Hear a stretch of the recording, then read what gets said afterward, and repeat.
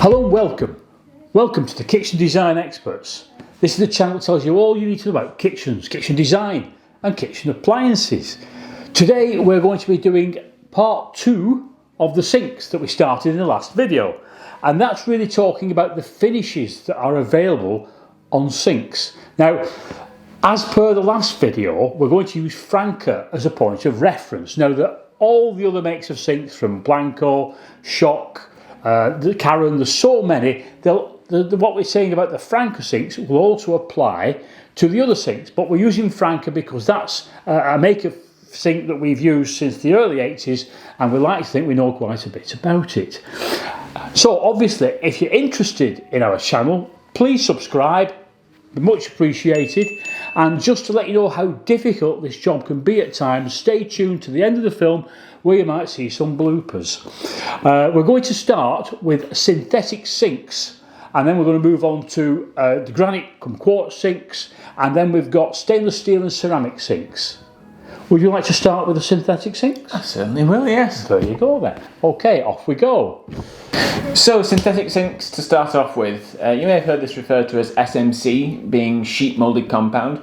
It's made up of glass fibre and reinforced polyester. It is available in the surface mounted or under mounted. If you're not sure what that means, we do have a whole video on that you can click somewhere on the screen. And as you can see by these pictures, this is what we're referring to. The pros to start off with: it's lightweight due to the way it's made, which means installation is easier as well. It costs nowhere near as much as a granite sink would cost. There are loads and loads of different colours and styles. It's heat resistant, though I would say we wouldn't recommend you putting a hob straight off the pan. That doesn't sound right. A pan straight off the hob. That's better. Onto the sink itself. It's stain resistant, both to a point, and I'll discuss that a little bit in a second. And it does resist sunlight rays that can discolour other materials. It's quite good at resisting that as well. Well, that's great about the pros, but what about the cons with synthetic sinks? The cons. So if we start with cleaning, I'd say with this sink and some other sinks as well, a light clean after every use is good to do. But if, say, you live in a hard water area, with this sink in particular, I'd suggest a real good deep clean, at least twice a month or something like that. Is that because of the lime scale, presumably? It is, yes. It's too hard for the surface itself. Whilst we're on the kind of cleaning side of things, the kind of things that could damage or stain your sink are caustic substances like lemons. They can really do some damage to your sink. The sink itself is durable, but again, to a point, you have to be a little bit careful, especially if you're putting a heavy pan in there. You can't just throw it in like you might be able to with a stainless steel sink, for example. And that, I'd say, covers most of the cons. Just to encapsulate, be careful with your lemons if you have a synthetic sink. Let's move on now to granite sinks. Granite sinks. Right, granite sinks. Now, basically, these are usually made of quartz and then some sort of silicon, in the format of 80% quartz and maybe 20% silicon. This makes these sinks very, very durable and hard wearing. They're very heat resistant and they're very scratch resistant. Now, I'm not suggesting for 1 minute you stop this video and go on to another video. Wait until this video is finished. But when you get a minute, if you want to YouTube and type in shock sink bullet test, what you'll see there, they actually fire a bullet in slow motion at one of these sinks, and it'll bounce off and it won't even mark the sink. That gives you an idea just how hard wearing these sinks actually are. Now, when you're looking at different makes of these sinks, the different companies will call them different things. Franca call theirs Granite. I think Blanco call theirs Sil Granite, and the others have other names for it. But when you're asking about them, just ask about the composition. And if it's made of quartz and some sort of silicon, then what you've got basically is what we call a granite sink. Now, these can also come in under-mounted or surface-mounted, as per these pictures here. Sorry to interrupt the video, but I have some very exciting news for you from Holt's Kitchen Design Experts. Now, many of you have contacted us and asked us to help you with your own projects, and I'm delighted to say that so far we've successfully helped quite a few of you. So much so that we've decided to launch officially an online service. What this means is that you can now take personal advantage of what amounts to well over 100 years of design and appliance experience. You can access that now because what we've done, we've created 3 different packages, if you like, to consider different budgets, different requirements, and also considering whereabouts you are in the world. So you have access to that right now. All you need to do to learn more completely without obligation is email us at hello@holtzkde.uk. I'll leave that link down below. You know, there really never has been a better time for you to finally create your dream kitchen. And we would dearly love to help you to do that. I hope to speak to you soon. Okay, back to the video. So moving on to what's actually good, what are the advantages of a granite sink? Now, there has to be advantages of a granite sink over and above a synthetic sink because it costs you more. So basically what you get, because of the nature of the way it's made, it gives you a very sort of stone-like look, very tactile feel to your sink. It looks quite natural, and a lot of people like that look in their sinks. The other thing you've got to consider is its durability, like we mentioned previously. It's a lot more scratch resistant, it's a lot more heat proof than it's the synthetic version. And yes, you shouldn't have any trouble at all taking a pan off the hob or a casserole out of the oven and actually putting it on your sink. They are quite amazing. They won't fade with sunlight, and you have no trouble with your lemons. Caustic materials will not damage this particular sink. So in all instances, it ticks all the boxes as far as a long-lasting sink. 25 years, you should have no problem with it. You don't have to clean it as often as your synthetic sink, and in all honesty, if budgets allow, we always recommend going for a granite sink as opposed to a synthetic sink. There are though some disadvantages with a granite sink. The obvious disadvantage is it's going to cost you more money to buy it, so you've got to talk about that. Yes, it's a disadvantage. It's a heavier sink than a synthetic sink, which makes installation perhaps a little bit more difficult. You've got to possibly even support some of these sinks, especially the undermounted sinks. When you fit them, you have to have some vertical support underneath them. And if you drop anything, if you drop one of your beautiful porcelain plates into a granite sink, it's such a hard surface that I'm afraid your plate is going to get damaged. So they're few and far between the disadvantages, but you do have to consider them.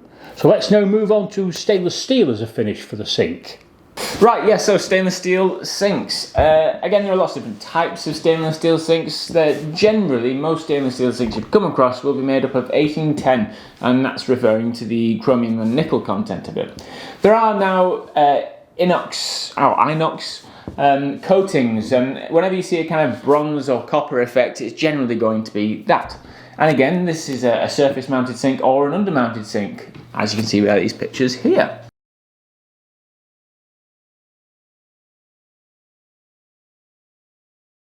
So the pros of a stainless steel sink. Firstly, there are loads of different styles, loads of different prices, right from the very bottom end all the way up to some very fancy top end, full of features kind of thing. It is very heat resistant stainless steel sink. It's very stain resistant. There are some limitations when it comes to rust, but I'll mention those in a second, because at the end of the day, stainless steel in itself says that there's no rust going on in there.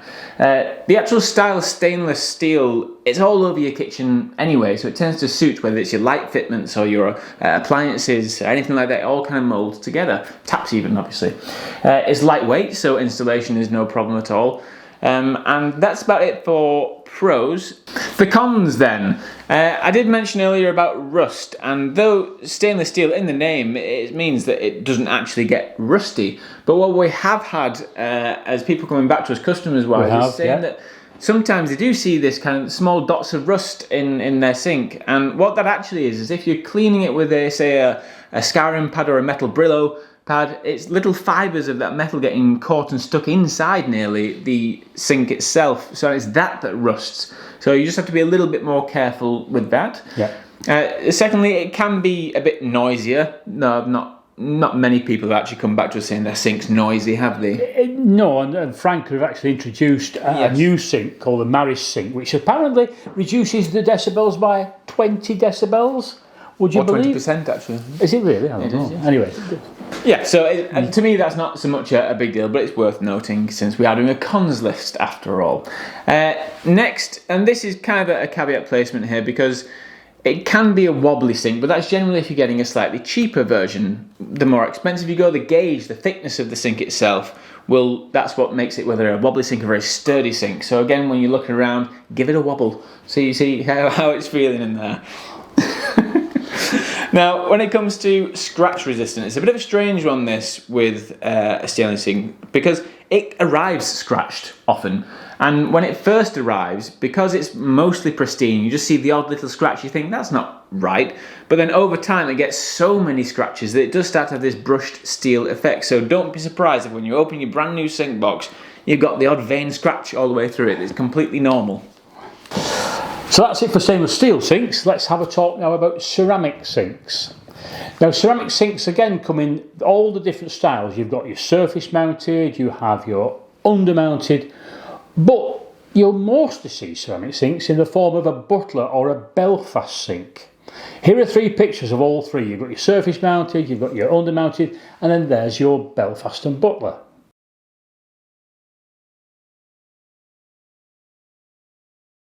Usually, most of the sink manufacturers don't make their own ceramic sinks. It's a little bit more specialised. Franke, for instance, tend to use a lot of the Villeroy & Boch product, which is an excellent ceramic sink. Now, as far as the pluses are concerned, what's good about ceramic sinks? They are very hard wearing. They resist scratches, they're virtually non-porous, they won't fade with sunlight. Lemons won't touch them. They are a great hard-wearing sink. But I think one of the main pluses of these ceramic sinks is when they're used in the form of a Belfast or a Butler sink, because it gives your kitchen a certain look. It's traditional. And if you're going for a nice traditional brass tap and you've got quartz worktops overlapping it, you'll generally get people using Belfast or Butler sinks, and they will nearly always be ceramic. If there's any problems with them at all, the weight of them can be a problem, especially with undermounted. You have to give it some vertical support. It is a very heavy sink. Again, you'll find that they are quite expensive, sometimes more expensive than any of the previous sinks that we've discussed. And if you hit them really hard on one of the edges, they can actually chip a little bit. So it's rare. I don't think I've ever experienced one. I've seen a chipped ceramic sink, but none of our clients, fortunately, have come back to us with that as a problem. But I do need to mention it. But yes, they're a good sink. They fit a certain purpose, especially with traditional kitchens. And if that's what you're going for, consider having a ceramic sink. Obviously, that was quite a quick video on all the different finishes that are available with your sinks these days. If you link it to the first video we did, which gives you the different ways you can actually install sinks, we will be doing a third video which is about different styles of sinks, bowl and a half, single bowls, all the accessories that you can put into sinks. It's quite a huge topic really, hence the 3 videos. But I hope you've enjoyed it. And if you could consider the subscribing, liking, bell, buttons and whistles, all the things, brilliant, that helps us out a lot when you do that. Thank you. Okay, well that's it for today. It's goodbye from him. And it's goodbye from him. Goodbye. Bye.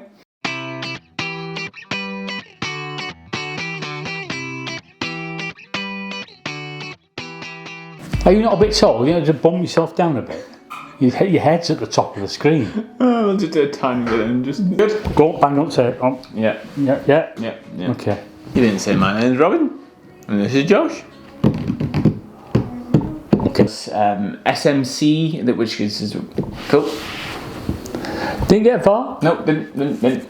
So, synthetic sinks. Synthetic sinks. So, synthetic things to start off with. Should I do synthetic things? Sheet molded compound. Okay. Go on, head up. Fading of the sun. Do what?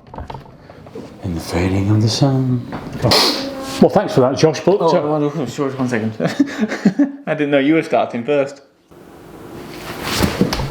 That's good, that wasn't it? Well done. Oh, yeah, no, it was right.